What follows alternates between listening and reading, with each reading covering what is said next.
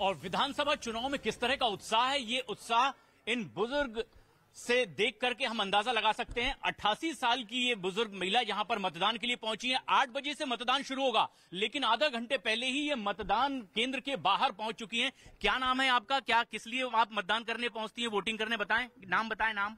नानी बेन बोलो। नानी बेन। अच्छा, वोट करते हैं? हाँ, हर साल तुम मतदान करो। हाँ पढ़ो। हाँ वहाँ पढ़ते नहीं कहीं। हाँ यानी वो ये बता रहे हैं कि हर बार मतदान के लिए पहुंचते हैं। इतनी उम्र में भी क्या इन्होंने ये नहीं बोला कि सुबह दिक्कत होगी? नहीं, कोई हर साल सुबह में उठ के मेरे को बोलता है मेरे को वोटिंग करने के जाने का है। हर साल इनको इतनी उत्साह है वोटिंग करने लगे। तो इस उम्र में भी इतना उत्साह, और इससे समझा जा सकता है कि लोकतंत्र का पर्व इसे सिर्फ कहावतों में नहीं कहा जाता, ये उत्साह त्योहार सा दिखाई दे रहा है। और मतदान केंद्र के बाहर देखिए, सुबह से ही लाइन यहां पर लग चुकी है और लोग यहां पर पहुंच चुके हैं। क्या सोचकर आप 8 बजे मतदान होगा लेकिन सुबह से आप आ गए हैं यहां पर? मतदान के लिए जी। तो घर का सारा काम हो चुका है, पहले ही मतदान? पहले मतदान करना फिर काम करना। ये लोगों का उत्साह है, यानी सारा काम बाद में, सबसे पहले मतदान। और आप? मतदान हमारा अधिकार है।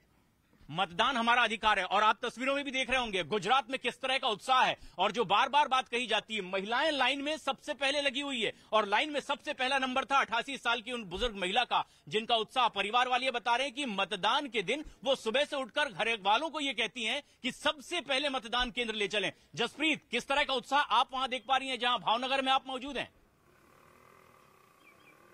बिल्कुल प्रशांत, इस वक्त मैं मौजूद हूं जीतू भाई वघानी के घर के बाहर। ये उनका घर है जो कि शिक्षा मंत्री है। और जो मैं तस्वीर अब आपको दिखाने वाली हूं, देखिए, क्योंकि पूजा, भगवान में काफी आस्था होती है और पूजा करेंगे जीतू भाई वघानी। मैं मंदिर की तस्वीर आपको दिखाती हूं जहां पर तैयार हैं पुजारी जी, और यहीं पर ये जो मंदिर आप देख पा रहे हैं, यहीं पर पूजा अर्चना करेंगे। उसके बाद अपने परिवार के साथ पहुंचेंगे पोलिंग बूथ पर मतदान करने के लिए, जो यहाँ से कुछ ही देर की मौजूदगी पर है। यहाँ पर आप देखेंगे कि पुजारी जी मौजूद हैं जो उनका इंतजार कर रहे हैं। और पिछले बार, यानी कि अगर हम बात करें 2017 की, तब भी उन्होंने इसी तरीके से पूजा अर्चना की थी। और भगवान में काफी आस्था है, शिव को काफी मानते हैं। ऐसे में लगातार 2 बार से विधायक है, तीसरी बार वो चुनावी मैदान में है। अरुण के पास हम चलते हैं। Arun, over to you.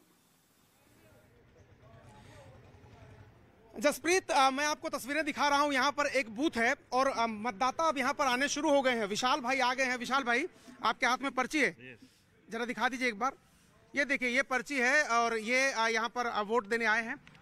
एक बात बता दीजिए मुझे, चाय वाय पिया आपने, ब्रश किया? चाय पी लिया, ब्रश कर लिया, नाश्ता कर लिया। अच्छा, बड़ा जल्दी कर लिया आपने सब कुछ।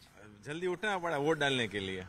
9 बजे ऑफिस खोलना है वापस। आज भी ऑफिस खुलेगा? आज तो मतदान के दिन तो छुट्टी होती है। पूरा स्टाफ पहले वोट डालने जाएगा, फिर ऑफिस आएगा। मुझे लग रहा है आप व्यापारी हैं।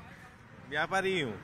देखिए, गुजरात के लोगों के बारे में कहा जाता है कि व्यापार पहले नंबर पे आता है। देखिए, ये इसलिए सवेरे उठ गए कि दंत मंजन कर लिया हमने, नाश्ता कर लिया, अब हम व्यापार करने के लिए जाएंगे। करेक्ट। तो अब देखिए, ये तस्वीरें हैं। यहाँ पर देखिए, मतदान केंद्र पर लोग आ गए हैं। और ये जो राजकोट है, ये एक तरह से व्यापार का भी हब है। और चूंकि मुंबई से सटा हुआ ये इलाका है, तो एक तरह से देश की आर्थिक राजधानी के अगल बगल जो इलाके हैं, वहां पर व्यापारी लोग ज्यादा रहते हैं। और वो सवेरे अपने मताधिकार का प्रयोग करने के बाद फिर जो उनकी दिनचर्या रोज की है, उसको भी वो फॉलो करेंगे। और अगर दूसरी तस्वीरें मैं आपको दिखाऊं, यहाँ पर देखिए, ज्यादातर लोग यहाँ पर मताधिकार का प्रयोग करने अपने आ गए हैं। थोड़ी देर बाद मैं इन लोगों से बातचीत भी आपकी कराऊंगा, लेकिन फिलहाल बाकी सहयोगी क्या कर रहे हैं उनकी तरफ रुख करते हैं।